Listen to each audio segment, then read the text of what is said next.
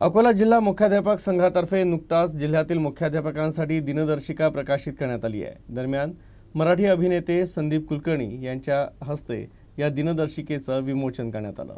अकोला जिल्हा मुख्याध्यापक संघाच्या वतीनं जिल्ह्यात मुख्याध्यापकांकरता दिनदर्शिका विमोचन कार्यक्रम पार पडला। कार्यक्रमाच्या अध्यक्षस्थानी महाराष्ट्र माध्यमिक आणि उच्च माध्यमिक शाळा मुख्याध्यापक संघाचे अध्यक्ष शत्रुघ्न बिडकर तर प्रमुख अतिथी म्हणून जिल्हाध्यक्ष बळीराम झांबरे मंचावर उपस्थित होते।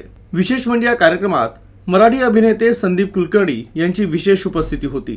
कार्यक्रमाचं संचालन गजेंद्र काळे तर प्रास्ताविक बळीराम झांबरे यांनी पार पडलं, तर आभार प्रदर्शन सचिव दिनेश तायडे यांनी केलं।